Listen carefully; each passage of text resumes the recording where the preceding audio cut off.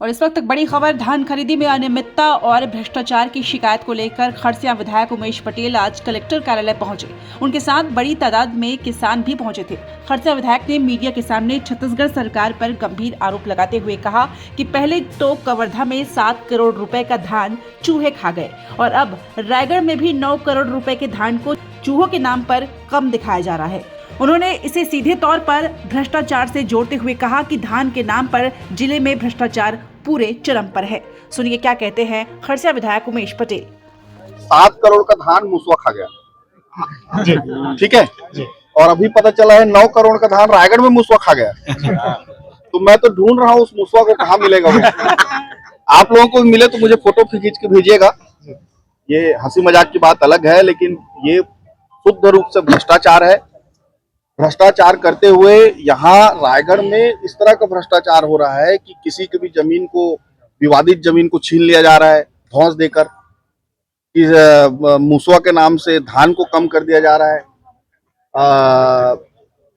जो भाजपा के लोग हैं वो अपनी पूरी ताकत लगा रहे हैं किस तरह से लोगों को परेशान किया जाए, किस तरह से भ्रष्टाचार किया जाए।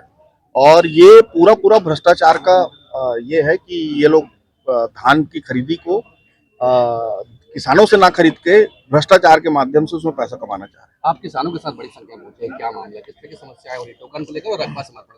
रकबा समर्पण और टोकन का मामला है। जबरदस्ती रकबा समर्पण किया जा रहा है, टोकन नहीं दिया जा रहा है। प्रबंधक वहां बोल रहे हैं कि धान खरीदी बंद करने का आदेश है। तो बहुत सारे किसान अभी बचे हैं और खासकर जिनका जो लंबा धान है, ज्यादा संख्या में धान है, वो लोग बचे हुए हैं। क्या कुछ होना चाहिए जो कि लगातार किसान? देखिए, हमारी मांग एक ही है कि सारे किसान, जो जेन्युइन किसान है, जिन्होंने धान उगाया है, जो उत्पादक है, उसकी धान सरकार को खरीदनी चाहिए। कुछ चर्चा हो पाई है, सार्थक कुछ मिला है आश्वासन? अभी उन्होंने कहा है शाम तक हम व्यवस्था को बना रहे हैं, और अगर ये व्यवस्था को नहीं बनाए तो हम ट्रैक्टर में इसी कलेक्टर के सामने सभी किसान पहुंचेंगे। पूरे जिले में 20,000 से अधिक किसान अभी भी खरीदी से वंचित है। बिल्कुल, बहुत भारी संख्या में लोग बचे हैं और पूरे छत्तीसगढ़ की हालत ये है। तहसीलदार पटवारी घर घर जाके धान चेक कर रहे हैं। करे धान के चेक करने में किसान को समस्या नहीं है, लेकिन चेक करने के बाद धान को बेचने तो देने दें। ये टोकन क्यों नहीं जारी कर रही है? टोकन जारी करना आदेश है। विष्णुदेव साय सरकार किसान विरोधी सरकार है, किसानों के साथ अन्याय कर रही है और लगातार, चाहे खाद की बात हो, चाहे बिजली की बात हो, सबसे पहले इन्होंने उत्पादन कम करने का जुगाड़ लगाया। उत्पादन कम नहीं हो पाया तो अब धान को खरीदने से परहेज कर रहे हैं। सर बताइए, खरसिया विधायक के साथ ग्रामीण पहुंचे थे ज्ञापन लेकर, क्या कुछ बात थी? खरसिया विधायक उमेश पटेल जी किसानों की समस्या को लेकर जिला प्रशासन के पास आए थे।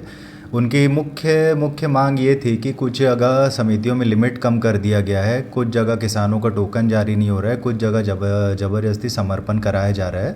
तो लिमिट तो हम लोग आगे के मैनुअल टोकन जितने आ गए हैं और जितने किसानों ने अभी तक धान नहीं बेचा उनका आकलन करके लिमिट बढ़वाएंगे।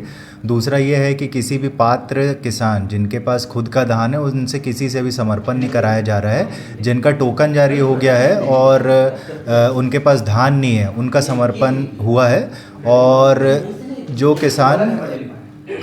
किसान अभी तक अपने समितियों में उनका सत्यापन नहीं हो पाया, उनका तत्काल हमारे मजिस्ट्रेट के द्वारा, पटवारी के द्वारा सत्यापन किया जाएगा और तत्काल उनका टोकन इशू किया जाएगा। Thank you.